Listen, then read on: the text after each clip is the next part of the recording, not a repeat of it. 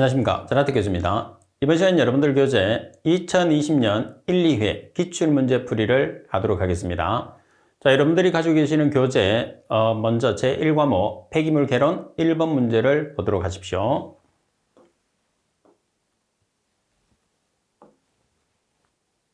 1번에 보시면 폐기물에 혼합되어 있는 철금속 성분의 폐기물을 분류하기 위해서 사용할 수 있는 가장 적합한 방법은, 자, 지금 단서상에서 철금속 성분이라고 나와 있어요. 그러면 철금속 성분 같은 경우에서는 우리가 어떤 선별법을 이용하죠? 자력을 이용을 하죠. 따라서 답은 자력 선별법이 정답이 되는 거죠.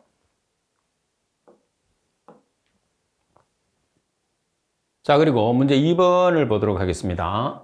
문제 2번에 보시면 함수율이 40%인 3kg의 쓰레기를 건조시켜 함수율이 15%로 하였을 때 건조 쓰레기의 무게를 kg으로 계산하시오 되어 있어요. 자, 그러면 이 문제에서는 우리가 슬러지 공식을 이용을 해야 되겠죠.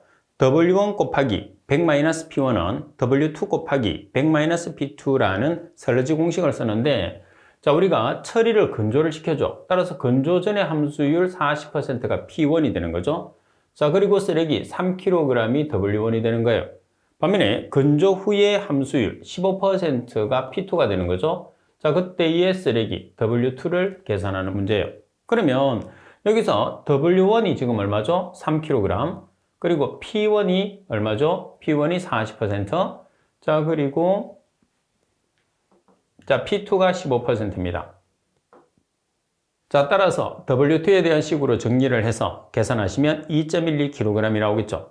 따라서 슬러지 공식은 여러분들 시험에서 상당히 자주 출제되는 문제이기 때문에 반드시 숙지를 하고 계셔야 됩니다.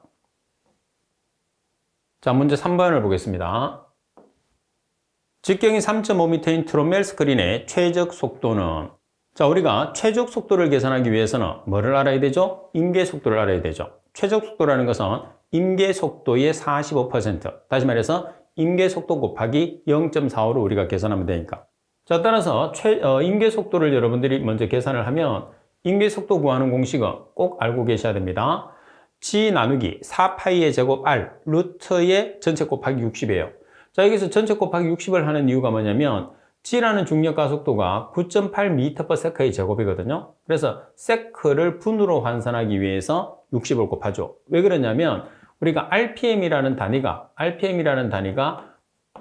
분당 회전수예요. 분당 회전수. 그래서 분당 회전수이기 때문에 세크를 분으로 고쳐야 됩니다. 그래서 60을 곱해줘요. 자, 그러면 G라는 중력 가속도는 주어지지 않기 때문에 반드시 숙지를 하고 계셔야 됩니다. 9.8m/s의 제곱 나누기 4 곱하기 파이의 제곱 곱하기 직경이 지금 얼마죠? 3.5m. 3.5m 나누기 2가 뭐가 되는 거죠? R이라는 반경이에요. 자, 루트를 지어서 전체 곱하기 60을 하게 되면 22.60 rpm이라는 NC, 임계 속도가 나왔어요. 그러면 NS라는 최적 속도는 NC라는 임계 속도 곱하기 0.45. 따라서 22.60 rpm 곱하기 0.45를 해주시면 NS라는 최적 속도는 10.17 rpm이라는 값이 나오게 되는 거죠. 그래서 시험에서 필기와 실기에서 상당히 자주 나올 수 있는 내용이기 때문에 꼭 숙지를 해 주셔야 되는 문제입니다. 자, 그리고 4번 퇴비화에 관한 설명 중에서 맞는 것을 찾으시오 되어 있죠. 자, 가번 퇴비화 과정 중에서 병원균은 거의 3일 되지 않는다고 그랬어요. 병원균은 거의 3일이 됩니다. 나번 함수율이 높을수록 침출수가 발생을 한다. 맞죠? 함수율이라는 게 물이기 때문에 물이 많으면 많을수록 침출수가 발생을 하겠죠? 다음은 호기성보다 현기성 방법이 퇴비화에 소요되는 시간이 짧다. 아무래도 퇴비화에 소요되는 시간이 짧은 것은 산소를 이용을 하는 호기성 분해법, 호기성으로 우리가 퇴비를 만드는 방법이 그만큼 시간을 단축할 수 있죠. 그리고 CMB가 클수록 퇴비화가 잘 이루어진다고 그러는데 CMB가 크면 클수록 퇴비화에 소요될 시간이 많이 걸리죠.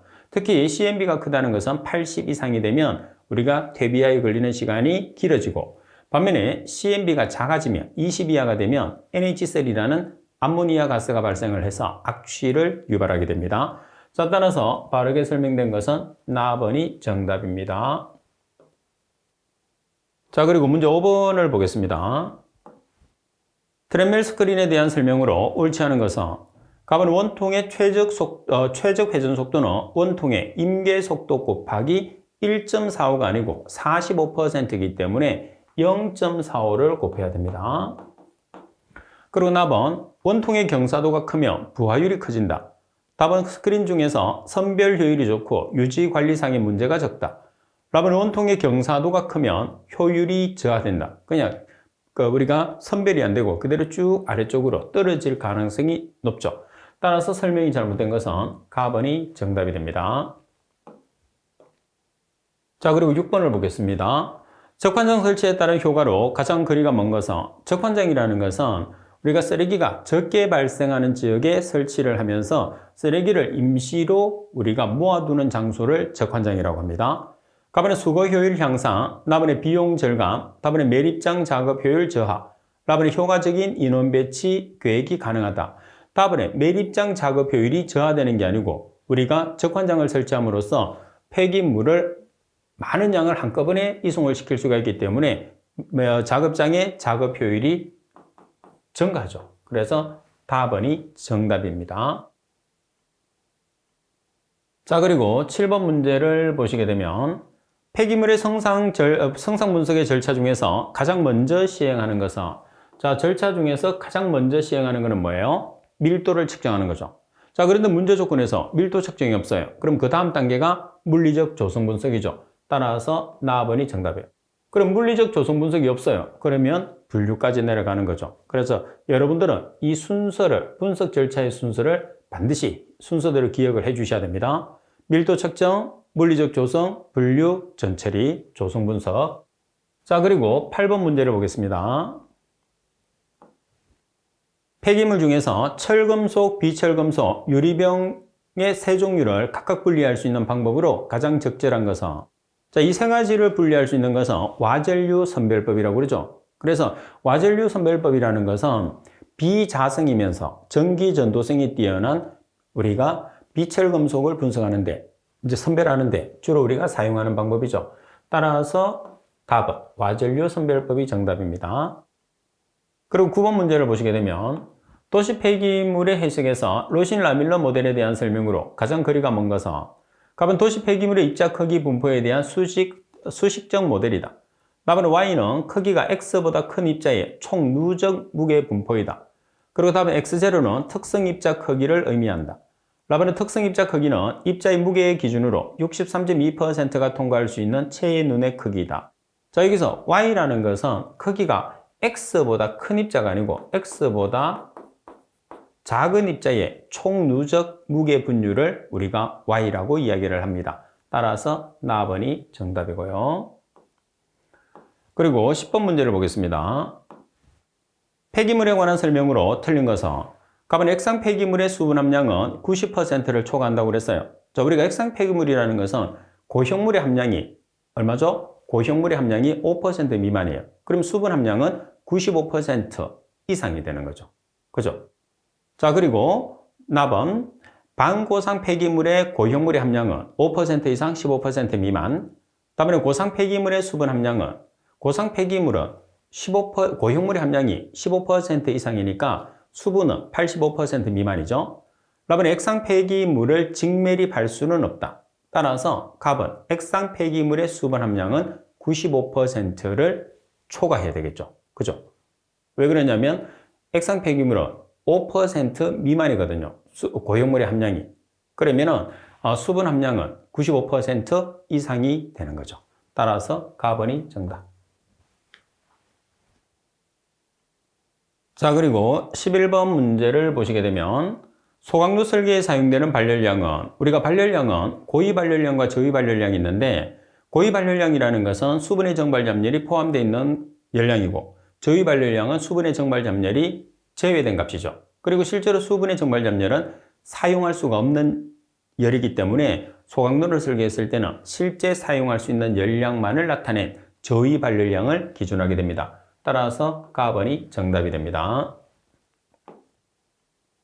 그리고 12번 문제를 보시게 되면 폐기물의 효과적인 수거를 위한 수거 노선을 결정할 때 유의할 사항과 가장 거리가 먼 것은, 자, 수거 노선을 결정을 합니다. 가번의 기존 정책이나 규정을 참조한다. 맞습니다. 답은 가능한 시계 방향으로 수거노선을 정한다. 시계 방향 맞죠? 답은 U자형 회전은 가능한 피하도록 한다. 그리고 답은 적은 양의 쓰레기가 발생한 것부터 먼저 수거한다고 그랬어요. 가장 먼저 수거하는 지역은 쓰레기 발생량이 가장 많은 지역을 가장 먼저 수거를 해야 되겠죠. 따라서 라번이 틀렸습니다. 12번 형태도 상당히 수거 노선에 관계되는 문제도 아주 자주 나오는 문제가 됩니다. 그죠? 자, 그리고 13번 문제를 보시게 되면 쓰레기 관리 체계에서 가장 비용이 많이 드는 과정은 아무래도 사람이 수거하는 단계가 가장 많이 들겠죠. 따라서 수거 및 운반 단계가 가장 많이 비용이 지출이 됩니다. 그리고 14번 원통의 채면을 수평보다 조금 경사진 축으로 둘레에서 회전시키면서 채로 나누는 방법을 우리가 채선별법 또는 드레멜 선별법이라고 그러죠. 나번이 정답입니다. 자, 그리고 15번 문제를 보시게 되면 모든 인자를 시간에 따른 함수로 나타낸 후에 각 인자 간의 상호관계를 수식화해서 쓰레기 발생량을 예측하는 방법은 자, 먼저 여러분들 정답은 동적 모사 모델이에요. 그죠? 그래서 이 동적 모사 모델에서 지금 내용상으로 보면 각 인자들의 상호관계를 수식화한다고 나와 있는데 다중회귀 모델의 가장 핵심은 뭐냐면 복잡한 시스템이라는 게 가장 핵심입니다. 하나의 수식으로 각 인자들이 효과를 총괄적으로 나타내어 복잡한 시스템의 분석에 유용하게 사용할 수 있는 쓰레기 발생량 예측 방법이 다중회귀 모델. 반면에 동적 모사 모델은 쓰레기 배출에 영향을 주는 모든 인자를 시간에 대한 함수로 나타낸 후에 시간에 대한 함수로 각 영양 인자들 간의 상관관계를 수식한 것. 따라서 영양 인자가 동적 모사 모델의 가장 핵심입니다. 그리고 경량 모델은 폐기물 발생량 예측 방법 중에서 모든 인자를 시간에 대한 함수로 해서 모델화시켜서 예측하는 방법. 따라서 가장 특징적인 내용들을 여러분들이 잘 기억을 해서 답을 찾을 수가 있어야 되겠죠. 자, 그리고 우리가 폐기물 또는 쓰레기를 예측하는 방법과 조사하는 방법이 있어요. 따라서 각각의 방법도 여러분들 암기법을 가르쳐 드렸으니까 암기법을 통해서 꼭 숙지를 할 수 있도록 하십시오. 자, 그리고 16번 pH가 8, pH가 10인 폐수를 동량이라는 것은 같은 양의 부피로 혼합했을 때 이 용액의 pH는 여기서 여러분들이 조심할 게 있어요. 뭐냐 하면 지금 주어진 pH의 값이 7보다 작은 값이 주어지게 되면 H 플러스 A 값으로 표현을 하셔야 되고 그리고 7보다 큰 값이 주어지게 되면 다시 말해서 지금처럼 7보다 큰 값이 주어지게 되면 반드시 여러분들이 OH-의 농도를 이용해서 계산해야 된다는 것을 꼭 숙지를 하도록 하십시오. 자, 그러면 pH를 여러분들이 POH로 전환하기 위해서는 어떻게 하면 되죠? pH와 POH 합이 얼마예요? pH와 POH 합이 14예요. 그러면 POH라는 것은 14에서 pH를 빼주면 되는 거죠. 그러면 pH가 8이라는 것은 POH가 얼마가 되느냐 하면 6이 되는 거예요. 자, 그리고 pH가 10이라고 하면 POH는 얼마가 되느냐 하면 6이 되는 거예요. 그러면 여기서 여러분들이 또 기억을 하나를 해 주셔야 되는 게 뭐냐면 자, 우리가 POH라는 것은 마이너스 로그 OH 마이너스거든요. 여기에서 OH-라는 것은 10의 마이너스 POH 몰퍼리트가 되는 거죠. 이 식은 알고 계시잖아요. 그죠? 자, 그러면 POH가 6이라고 하면 OH-는 10의 마이너스 6성 몰퍼리트. 그리고 pH가 10일 때 POH가 4잖아요. 그럼 OH-는 10의 마이너스 4성 몰퍼리트라는 소리예요. 그럼 동량 부피라고 그랬으니까 1대1이라고 생각하시면 돼요.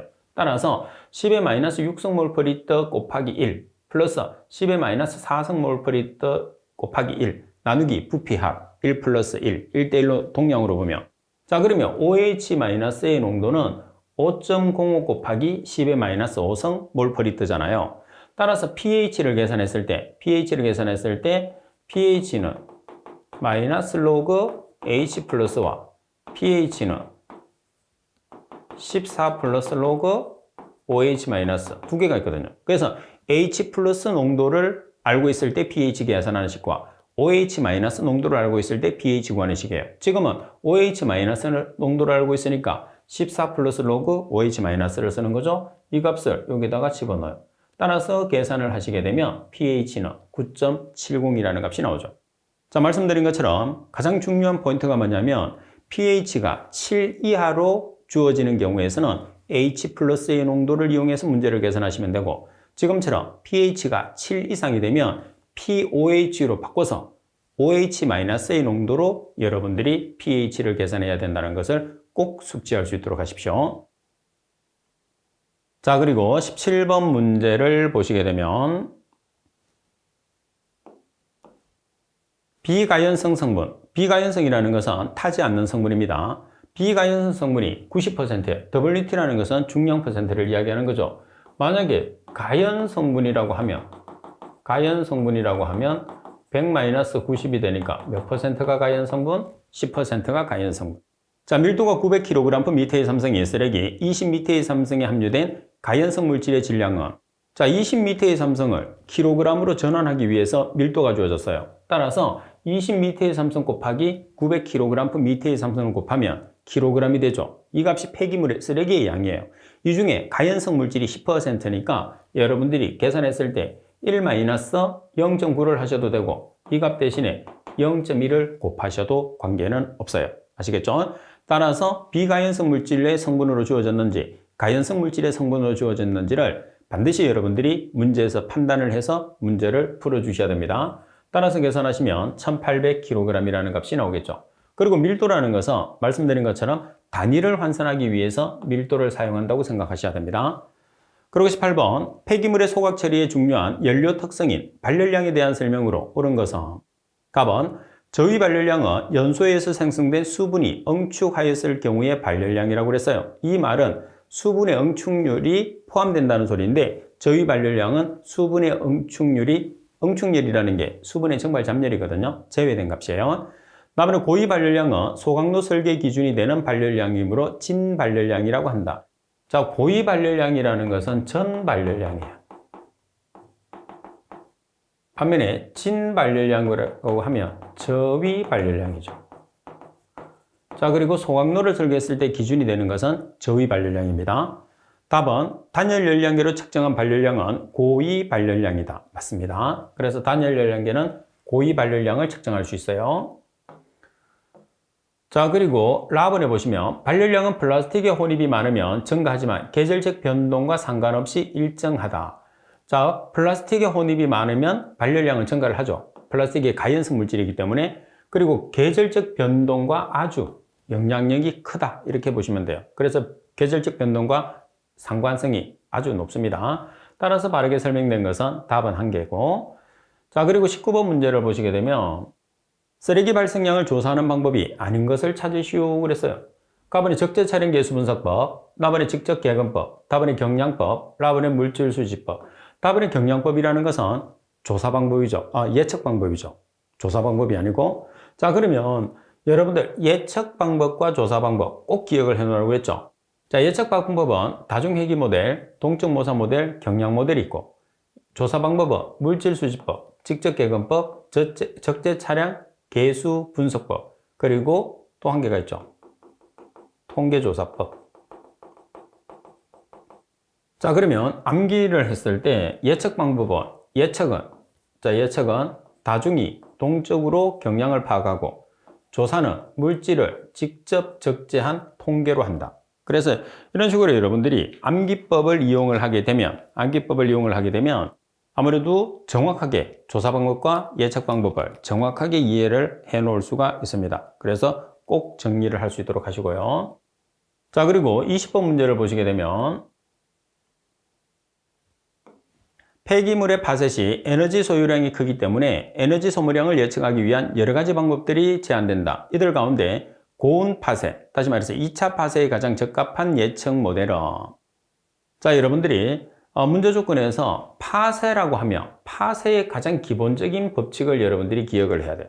파쇄라는 것은 무조건 킥의 법칙이에요. 그래서 파쇄의 법칙이 여러 가지가 있겠지만 시험상에서 나오게 되면 파쇄는 킥의 법칙이라는 것을 꼭 여러분들이 기억을 하세요. 그래서 팁에 있는 것처럼 파쇄의 법칙은 킥의 법칙이라고 생각해도 과언이 아니죠. 자, 그리고 여기서 더 정확하게 나타내려고 하면, 자, 파쇄인데 고온 파쇄. 그럼 1차보다는 2차, 3차로 가면 갈수록 더 고온 파쇄가 되겠죠. 따라서 고온 파쇄, 다시 말해서 2차 파쇄에 사용되는 법칙은 킥의 법칙이다. 이렇게 생각하고 계시면 됩니다. 자, 그리고 제2과목 폐기물 처리 기술입니다. 21번 펠러트형 RDF의 주된 특성이 아닌 것은, 자, 여기서 RDF라는 것은 우리가 가연성 폐기물을 파쇄를 한 다음에 우리가 연료로 만드는 것을 이야기를 하죠.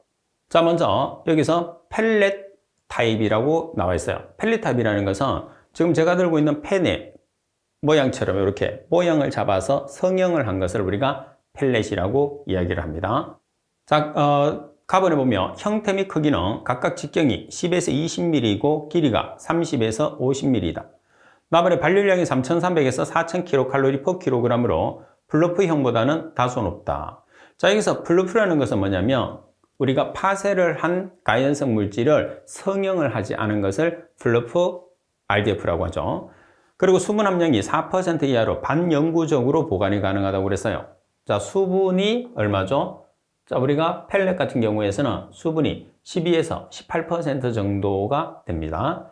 그리고 회분 함량이 12에서 25%로 파우더형보다는 다소 높다. 파우더라는 것은 분말을 이야기하죠. 따라서 설명이 잘못된 것은 답은입니다. 자, 그리고 22번 문제를 보겠습니다. 부피가 500m의 삼성인 소화조에 고형물의 농도가 10%, 고형물 내의 VS라는 것은 유기물 또는 휘발성 고형물이라고 해서 분해되는 물질을 이야기합니다. 70%인 슬러지 50m의 삼성포대로 유입됐을 때 소화조에 주입되는 TS 고형물, VS 휘발성 고형물, 자, 부하는 각각 몇 kg/m의 삼성대인가? 자, 그러면 고형물의 부하를 먼저 계산을 합니다. 지금 문제 조건에 보시게 되면 문제 조건에서 고형물의 농도가 10%예요. 그럼 여기서 단위를 먼저 한번 보겠습니다. 자, 퍼센트라는 것은 백분율 10의 마이너스 2성, ppm이라는 것은 100만 분율 10의 마이너스 6성이에요. 그러면 두 개의 차이는 얼마 차이 나죠? 10의 4성. 따라서 퍼센트를 ppm으로 전환하기 위해서는 10의 4성, ppm을 퍼센트로 전환할 때는 10의 마이너스 4성이 소요돼요. 따라서 퍼센트를 ppm으로, ppm이라는 것은 미리그램 퍼 리터죠. 자, 그리고 킬로그램 퍼 미터의 삼성. 몇 번 설명을 드렸어요. 따라서 퍼센트를 ppm으로 전환시켰을 때 10의 4성, ppm을 킬로그램 퍼 미터의 삼성으로 전환시켰을 때 10의 마이너스 3성. 그러면 퍼센트를 바로 킬로그램 퍼 미터의 삼성으로 전환시켰을 때는 10의 1성을 곱해주시면 되겠죠. 따라서 10%라는 것은 100kg per 미터의 삼성이 되는 거예요. 따라서 고형물의 함량이 100kg per 미터의 삼성. 자, 그리고 지금 부피가 얼마냐 하면 부피가 지금 여러분들 여기 있죠. 슬러지가 50m의 삼성포대예요. 왜 그러냐면 고형물이라는 것은 슬러지의 구성 성분이거든요. 그래서 50m의 삼성포대, 이 값이 뭐냐면 고형물의 총량이죠. 나누기 부피가 500m의 삼성이에요. 따라서 계산하면 10kg per 미터의 삼성대이라는 고형물의 부하율을 계산할 수 있어요. 그러면 VS, 휘발성 고형물의 부하율을 계산하면 고형물 100kg per 미터의 삼성 곱하기 50m의 삼성대이라고 하면 고형물의 총량이거든요. 이 고형물 중에서 휘발성 고형물이 몇 퍼센트 함유되어 있어요? 70%. 그래서 0.7을 곱하는 거죠. 나누기 500m의 삼성을 하면 7.0kg per 미터의 삼성대. 그래서 여러분들 TS라는 고형물의 부하율이나 VS 부하율은 뭐의 차이가 나느냐 하면 VS는 총 고형물 중에서 유기물의 함량, 다시 말해서 휘발성 고형물의 함량만 곱해주면 되는 거죠. 그래서 지금 0.7을 곱한 것, 요 차이만 나는 거죠. 왜? VS라는 게 총 고형물 중에서 몇 퍼센트를 차지하느냐. 다시 말해서 지금 문제 조건에서 70%를 차지한다고 그랬으니까 0.7을 곱해서 계산을 하면 됩니다. 자, 그리고 23번 문제를 보시면 바이오 리액트형 매립 공법의 장점과 거리가 먼 것은, 자, 가번 매립지 수명 연장이 가능하다. 답번에 침출수 처리 비용의 절감이 가능하다. 답번에 악취 발생이 감소한다. 답번에 매립가스 해수율이 증가된다. 여기서 악취 발생이 증가하는 게 특징이죠. 따라서 답번이 정답입니다. 그리고 24번 문제를 보시게 되면 매립 방법에 따른 매립이 아닌 것은, 자, 매립 방법에 따라서 나타내게 되면 단순 매립, 그리고 위생 매립, 안전 매립. 반면에 내륙 매립이라는 것은 어디에 매립을 하느냐 따라서 위치에 따라서 내륙에 매립을 하느냐, 해안에 매립을 하느냐 따라서 내륙 매립이라는 것은 매립 위치에 따른 분류. 반면에 단순 위생 안전 매립이라는 것은 매립 방법에 따른 분류입니다. 자, 그리고 25번 문제를 보시면 배연 타랑 시 발생되는 슬러지 처리에 많이 쓰이는 고형화 처리법은, 고형화 처리법이라는 것은 고체화를 시킨다는 거죠. 따라서 지금 핵심은 뭐냐면 탈황, 황, S입니다. S. 그래서 S가 있는 물질에 우리가 고형화 처리법은 자가시멘트법 꼭 기억을 해야 됩니다. 따라서 탈황, 황이 있는 경우에서는 자가시멘트법을 이용해서 고화 처리를 한다는 거 꼭 기억을 할 수 있도록 하십시오. 자, 그리고 26번 문제를 보겠습니다. 아래와 같이 운전되는 배치 타입 소각로의 쓰레기 킬로그램당 전체 발열량, 저위 발열량 플러스 공기 예일에 소모된 열량, 킬로칼로리 퍼 킬로그램은 과잉 공기가 2.4, 이론 공기량은 1.8 S미터의 삼성 퍼 킬로그램, 그리고 공기 예일 온도가 180도씨, 공기 정압 비열이 0.32 킬로칼로리 퍼 S미터의 삼성도씨, 쓰레기 저위 발열량이 2000 킬로칼로리 퍼 킬로그램, 공기 온도가 0도씨라고 되어 있어요. 그럼 먼저 쓰레기의 발열량을 계산을 하려고 하면, 쓰레기의 발열량을 계산하면 GC 델타 T거든요. 여기서 G라는 것은 실제 공기량, 실제 공기량이라는 것은 뭐냐면 공기비 곱하기 이론 공기량이에요. C라는 것은 비열, 온도차라는 것은 높은 온도에서 낮은 온도, T2-T1이거든요. 그럼 먼저 쓰레기의 발열량을 계산하면 지금 문제 조건에서 G라는 것은 MA0예요. 그러면 공기비가 2.4, 이론 공기량이 1.8 S미터의 삼성 퍼 킬로그램. 그래서 2.4 곱하기 1.8 S미터의 삼성 퍼 킬로그램이 뭐가 되느냐면 G가 되는 거죠. 자, 그리고 C라는 공기의 정압 비열이 0.32 킬로칼로리 퍼 S미터의 삼성 도씨. 자, 그리고 온도차, 공기의 예열 온도가 180도, 그리고 공기 온도가 0도씨니까 180-0도씨. 따라서 계산하시게 되면 248.832 킬로칼로리라는 값이 나왔어요. 그러면 전체 발열량을 계산을 하라고 되어 있잖아요. 그죠? 자, 그러면 전체 발열량이라는 것은 쓰레기의 발열량 플러스 쓰레기의 저위 발열량이에요. 그러면 쓰레기의 발열량은 우리가 지금 계산을 했죠. 248.832 킬로칼로리 퍼 킬로그램. 자, 그리고 쓰레기의 저위 발열량은 문제에서 주어졌어요. 2000 킬로칼로리 퍼 킬로그램. 따라서 두 개의 값을 합치면 2248.83 킬로칼로리 퍼 킬로그램이라는 전체 발열량을 계산할 수 있죠. 그래서 이 문제의 핵심은 뭐냐면 쓰레기의 발열량을 계산하는 게 이 문제의 가장 핵심이다. 이렇게 보시면 되겠죠. 자, 그리고 27번 문제를 보겠습니다.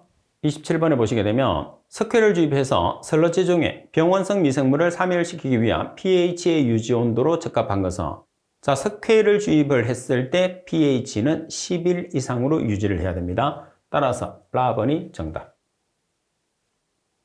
자, 그리고 28번 문제를 보겠습니다. 28번에 보시게 되면 매립지의 1일 복토제 기능으로 잘못된 것은, 자, 복토제의 기능입니다. 갑은 복토층의 구조, 그리고 납은 최종 투수성, 그리고 매립 사면 안정화, 식물 성장층 제공. 지금 우리가 복토를 하는 기능은 우리가 복토제에 식물이 성장하는 거랑은 전혀 관계없죠. 따라서 라번이 정답. 자, 그리고 29번 문제를 보시게 되면 슬러지의 탈수성을 파악하기 위한 여과 비저항 실험 결과, 다음과 같은 결과를 얻었을 때 여과 비저항 계수 S제곱 퍼 g을 계산하시고 그랬어요. 그리고 비저항 계수 R은 2A 곱하기 P 곱하기 A의 제곱 나누기 2타 곱하기 C로 계산을 합니다. 자, 실험 조건 및 결과를 보시면 고형물량이 0.065g per ml, 여과비 0.98kg per 제곱센치, 점성이 0.0112g per cm, 여과 면적은 43.5 제곱센티, 기울기가 4.90 세커 per cm의 육성이에요.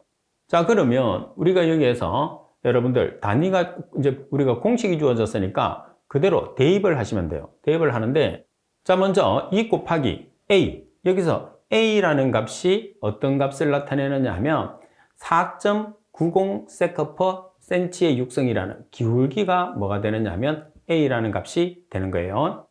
자, 그리고 P라는 값이 여과 압입니다. 따라서 0.98 kg/cm의 제곱인데 킬로그램을 g으로 환산하기 위해서 얼마를 곱해주면 되죠? 10의 3승을 곱해주면 되는 거죠. 자, 그리고 A라는 것은 면적이요. 면적은 43.5 제곱센치죠. 따라서 43.5 제곱센치의 제곱 나누기. 자, 여기서 이타라는 것은 여러분 점성 개수를 뜻하는 거거든요. 따라서 0.0112 g/cm. 자, 그리고 C라는 값은 고효물량이에요. 따라서 C라는 고효물량은 0.065 g/ml입니다. 자, g/ml는 팁에도 있는 것처럼 g/cm의 삼성과 동일하죠. 따라서 계산을 하시게 되면 2.50 곱하기 10의 10승 세크의 제곱 퍼 g이 나오겠죠. 따라서 이 조건에서는 여러분들이 단위를 환산하려고 하면 밀리리터 대신에 센치의 3승을 대입을 해서 여러분들이 단위를 환산하면 단위가 우리가 정답에서 요구하는 단위와 일치하게 됩니다. 따라서 단위를 바꿀 때는 팁에 있는 내용을 보면서 문제를 풀이를 할 수 있도록 하십시오. 자, 그리고 30번 문제를 보시게 되면 퇴비화 과정에서 공급되는 공기의 기능과 가장 거리가 먼 것은 갑은 미생물이 호기적 대사를 할 수 있게 한다. 그래서 공기가 있다는 것은 호기성 미생물이 증식을 한다는 소리가 되겠죠. 납은 온도를 조절한다. 그리고 답은 악취를 희석시킨다. 답은 수분과 가스 등을 제거한다. 그래서 악취를 희석시키는 거랑 공기와는 실제로 관계없죠. 특히 이제 악취 같은 경우에서는 암모니아라는 악취성 물질이 발생을 해야지 악취가 발생하는 거고, 특히 암모니아가 발생되는 것은 CNB, 다시 말해서 탄소와 질소의 비가 20 이하가 됐을 때 암모니아가 발생을 하겠죠. 따라서 답번이 정답입니다. 자, 그리고 31번 문제를 보시게 되면 폐기물 처리 방법 중에서 열적 처리 방법이 아닌 것은 답은 탈수 방법, 답은 소각 방법, 답은 열분해 방법, 답은 건류가스화 방법. 자, 여기서 여러분들이 보면 열적 처리 방법이라는 것은 열을 가하는 거잖아요. 근데 가나다라 중에서 열과 관계없는 문구가 뭐가 있어요? 가번, 탈수. 탈수는 열과 관계없죠. 따라서 가번이 정답이 됩니다. 그리고 32번 응집제로 가장 부적합한 것은 가번은 황산나트륨, 답은 황산알루미늄, 답은 염화제이철, 답은 폴리염화알루미늄. 일반적으로 응집제는 알루미늄과 철이 함유되어 있어야 돼요. 그래서 알루미늄과 철이 함유되어 있는 응집제를 주로 쓰고, 그러면 역으로 이야기하게 되면 알루미늄과 철이 함유되어 있지 않으면 우리가 응집제로서 주로 사용을 할 수가 없다, 그런 뜻이겠죠. 따라서 알루미늄이나 철이 없는 게 가번, 황산나트륨이죠. 그러면 응집제로 부적합하다 이렇게 볼 수가 있죠. 자, 그리고 33번 문제를 보시게 되면 360kl/day의 처리장의 투입구의 소요 개수는 수거 차량 1.8kl/day, 자동차 한 대 투입 시간은 20분, 자동차 한 대 작업 시간은 8시간, 안전율은 1.2라고 나와 있어요. 그러면 투입구 수를 계산하는 공식을 보시게 되면 수거 분유량 나누기 수거 차량의 용량 곱하기 수거 차량 작업 시간 곱하기 수거 차량의 분유 투입 시간 전체 곱하기 안전율이거든요. 그러면 수거 분유율이라는 것은 얼마죠? 360kl/day.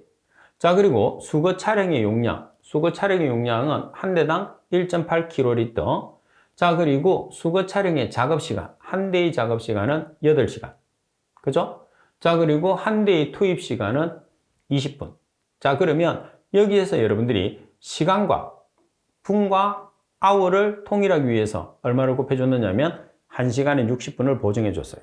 그리고 전체 곱하기 안전율, 안전율이 1점이니까 마지막에 전체 곱하기 안전율을 하고, 자, 그리고 투입구수라는 것은 소수점 처리를 하잖아요. 그래서 소수점 첫째 자리에서 완전올림을 합니다.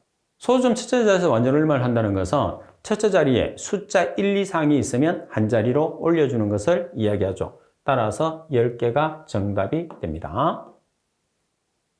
자, 그리고 34번 문제를 보겠습니다. 34번에 보시게 되면 도시 폐기물을 위생적인 매립 방법으로 매립하였을 경우에 매립 초기에 가장 많이 발생하는 가스의 종류는, 자, 우리가 매립 초기와 매립 후기 두 가지로 나타낼 수 있는데, 전반적으로 매립지는 혐기성이잖아요. 그래서 혐기성 분해에서 발생하는 가장 대표적인 물질이 CO2라는 이산화가스와 CH4라는 메탄가스거든요. 그래서 매립 초기에 가장 많이 발생하는 것은 CO2라는 이산화탄소, 그리고 매립 후기 안정화된 단계에서 가장 많이 발생되는 기체는 CH4라는 메탄이 됩니다.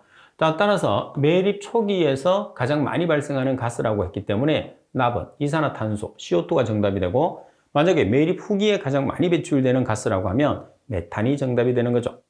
그리고 35번, 시멘트 고형화 처리가 관계없는 반응은, 고형화라는 것은 말 그대로 고체화를 하는 거죠. 답은 수화 반응, 답은 포졸란 반응, 답은 탄산화 반응, 답은 질산화 반응. 여기서 질산화 반응이라는 것은 고형화하고 관계없이 질소화합물이 산소하고 결합하는 반응을 질산화 반응이라고 해요. 따라서 고형화하고는 관계없습니다. 4번이 정답. 그리고 36번 문제를 보겠습니다. 분뇨 처리에 관한 사항 중에서 틀린 것은, 가운데 분뇨의 악취 발생은 주로 NH3와 H2에서, NH3와 H2에서, NH3가 암모니아, H2S가 황화수소, 둘 다 악취성 물질이죠. 답은 분뇨의 혐기성 소화 처리 방식은 호기성 소화 처리 방식에 비해서 소화 속도가 빠르다. 소화 속도라는 게 분해 속도거든요. 분해 속도는 산소를 이용을 하면 할수록 분해 속도가 빨라지는 거죠. 그래서 산소를 이용하는 호기성이 산소를 이용하지 않는 혐기성에 비해서 소화 속도가 빠릅니다. 따라서 나번에 대한 설명이 잘못됐죠. 답은 분뇨의 혐기성 소화에서 적정 중온 소화 온도는 35 플러스 마이너스 2도씨, 그리고 분뇨의 호기성 처리 시의 희석 배율은 20에서 30배가 적당하다.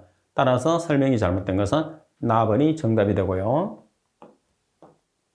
자, 그리고 37번 문제를 보겠습니다. 전기 집진 장치의 장점이 아닌 것은, 우리가 오염 물질을 제거하는 장치 중에서 가장 효율이 뛰어나고 가장 미세한 입자를 제거하는 장치가 전기 집진 장치입니다. 그러면 집진 효율이 높다. 장치 중에서 집진 효율이 가장 높습니다. 그다음에 설치 시 소요 부지 면적이 아주 넓죠. 그래서 장치가 크기 때문에 초기 시설비도 많이 들고 설치 면적이 많이 드는 게 가장 큰 단점 중에 하나예요. 요거.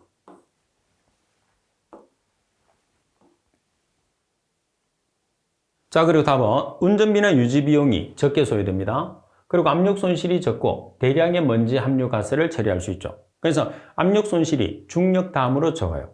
그래서 중력은 5에서 15mm H2의 압력 손실을 가지는 반면에 전기는 10에서 20mm H2의 압력 손실을 가지죠. 그래서 압력 손실이 작고 효율이 뛰어나고 가장 미세한 입자를 제거하기 때문에 전기 집진 장치가 가장 우수하다, 이렇게 볼 수 있습니다.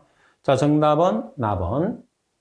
자, 그리고 38번. 가연성 쓰레기의 연료와 장점에 해당하지 않는 것은, 여기서 가연성 쓰레기라는 것은 탈 수 있는 성분의 쓰레기를 이야기하는 거죠. 연소가 가능한 쓰레기입니다.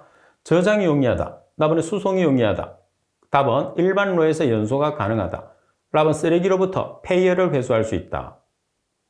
자, 가연성 쓰레기를 연료로 이제 우리가 만들었단 말이에요. 그러면 일반적인 연소로에서는 연소가 잘 안 돼요. 그래서 답은 정답은 답은입니다. 그래서 일반로에서는 연소가 잘 되지 않는다는 거. 왜 일반로에서는 연소가 잘 안 되느냐? 일반로라는 것은 연료를 연소하기 위해서 우리가 만든 로거든요. 근데 지금 말하는 우리가 그 가연성 폐기물은 RDF란 말이에요. RDF. 그래서 RDF는 우리가 별도의 연소로가 필요합니다. 자, 그리고 39번 문제를 보시게 되면, 쓰레기의 혐기성 소화에 관여하는 미생물은, 혐기성 소화라는 것은 산소를 이용하지 않는 상태에서 분해를 시키는 과정이에요. 자, 답은 산생성 박테리아, 답은 질산화 박테리아, 그리고 답은 대장균, 그리고 질소 고정 박테리아. 자, 여기서 우리가 지금 혐기성 소화라고 그랬단 말이에요. 그래서 혐기성 소화와 관계없는 것은 산생성 박테리아라고 합니다. 따라서 가번이 관계가 없습니다. 관계가 있는 걸 찾는 거죠. 그래서 현기성 소화에 관여하는 미생물을 찾기 때문에 산소가 들어가 있는 거하고는 관계없죠. 그리고 우리가 질산화라는 것은 질소 화합물이 산소하고 반응하는 것을 질산화라고 그래요. 그래서 얘는 관계없어요. 그 다음에 질소 고정 박테리아도 현기성하고는 관계없고 대장균도 마찬가지죠. 따라서 우리가 현기성 소화, 다시 말해서 쓰레기를 현기성 분해를 시키게 되면 우리 유기산이 만들어지잖아요. 그래서 유기산이 만들어지기 때문에 산생성 박테리아가 현기성 소화에 관여하는 미생물이 됩니다. 따라서 정답은 가번이 정답이에요. 자, 그리고 40번 문제를 보시게 되면 도시에 오염된 지하수의 다르시 속도가 0.1m/d이고 유효 공급률이 0.4일 때 오염원으로부터 600m 떨어진 지점에 도달하는데 걸리는 시간은, 유출 속도는 단위 시간에 흙의 전체 단면적을 통해서 흐르는 물의 속도를 이야기합니다. 자, 도달 시간은 이동 거리 곱하기 유효 공급률에서 유출 속도를 나눠주는 거죠. 그래서 이 문제는 실제로 공식을 묻는 거예요. 자, 이동 속도가 지금 얼마죠? 이동 거리가 600m예요. 그 다음에 유효 공급률이 0.4예요. 그래서 600m 곱하기 0.4에서 유출 속도를 나눠줘. 자, 유출 속도가 0.1m/d예요. 근데 지금 연으로 나타내라고 그랬으니까 day를 연으로 나타내기 위해서 1년은 며칠이죠? 1년은 365일을 보정하죠. 따라서 계산하시면 6.58년이라는 값이 나오게 되겠죠. 자, 항상 여러분들이 수업이 끝나고 나면 복습을 해야 됩니다. 그래서 복습을 하는 과정에서는 여러분들이 공부를 하고 수업을 듣는 내용 중에서 내용이 좀 부족하다든지 보충해야 되는 내용이 있으면 이론을 통해서 여러분들이 반드시 보충을 해 놓으셔야 돼요. 그래서 복습이 끝나고 나면 다음 과정의 수업을 계속 들으셔도 되고, 그 다음에 지금까지 들었던 내용들을 반복적으로 여러분들이 반복학습을 하는 게 중요하겠죠. 그래서 교재를 통해서 시간이 날 때마다 반복학습을 하는 것이 합격에 아주 중요하다는 거 꼭 숙지하도록 하십시오. 자, 이번 시간 수업은 이것으로 마치도록 하겠습니다. 수고하셨습니다.